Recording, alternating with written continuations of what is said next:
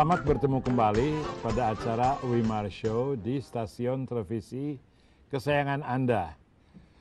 Tamu kita sekarang adalah Bapak Horas Naiborhu.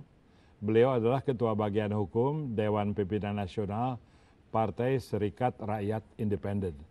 Partai ini belum mendapat izin untuk ikut pemilu, tapi dia bukan partai terlarang. Jadi apalagi larangan bicara sama sekali nggak ada. Kita tidak akan bicarakan bagaimana perjuangan SRI itu sendiri, tapi sebetulnya dari pengalaman yang Anda alami dalam mencoba menyediakan partai baru untuk masyarakat, ternyata banyak halangan. Nah, sebetulnya dasar halangan itu apa dan respons Anda bagaimana? Mengapa partai SRI belum sampai diakui sebagai partai pemilu? Ya, terima kasih. Sebetulnya kan proses verifikasi itu, kalau saya boleh meminjam istilahnya Pak Bang Rocky Gerung, itu ibarat di depan kita dipasang portal penghalang untuk ikut jadi peserta pemilu. Kenapa saya katakan demikian?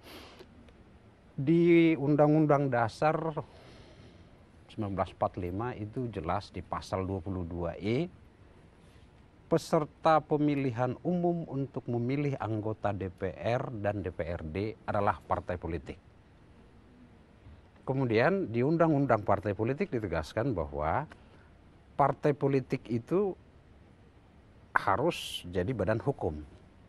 Artinya ketika sebetulnya suatu partai politik telah mendapatkan status badan hukum dari pemerintah itu tentunya, serta-merta sebetulnya partai politik yang bersangkutan telah berstatus sebagai peserta pemilu. Oke. Itu perintah konstitusi. Tetapi tiba-tiba ada aturan dalam undang-undang pemilu bahwa partai politik itu harus menjalani proses verifikasi untuk ditetapkan sebagai peserta pemilu. Dan oleh acuan undang-undang pemilu ini pasal apa dalam konstitusi? Tetap di konstitusi Tetap juga ada dikatakan beberapa pasal pasal dalam konstitusi. Artinya dengan begitu sebetulnya dengan memberikan kewenangan kepada KPU untuk menetapkan partai politik yang mana yang boleh menjadi peserta pemilu, artinya sebetulnya itu menempatkan KPU justru di atas konstitusi. Karena apa-apa yang setelah ditegaskan secara eksplisit oleh konstitusi ternyata masih membutuhkan perizinan dalam bentuk surat keputusan dari KPU. Ini sebetulnya problem ketatanegaraan yang harus segera diselesaikan.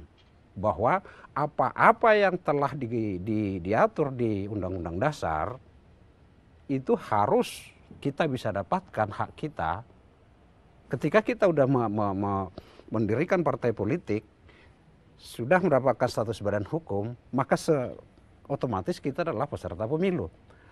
Proses verifikasi sebetulnya kan untuk mendapatkan status badan hukum sudah dijalani pada saat yang bulan Agustus itu ya. Iya, untuk mendapatkan status badan hukum. Sehingga ini kan verifikasi berulang.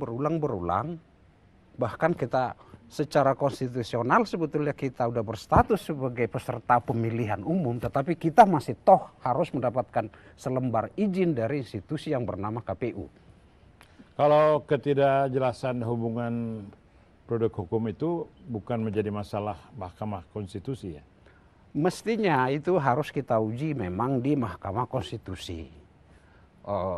Ada pertentangan norma antara undang-undang, ada dua undang-undang sebetulnya itu paling tidak, yaitu Undang-Undang Nomor 5 tahun 2011 tentang penyelenggara pemilu dan Undang-Undang Nomor 8 tahun 2012 tentang pemilihan anggota DPR, DPD, dan DPRD.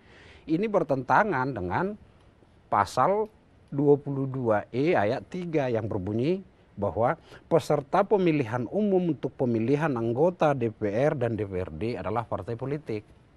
Ini yang harus kita uji sebetulnya di Mahkamah Konstitusi. Tapi Anda hanya melakukan ujian di Bawaslu, kemudian di PTTUN, Ya. mengapa tidak di Mahkamah Konstitusi?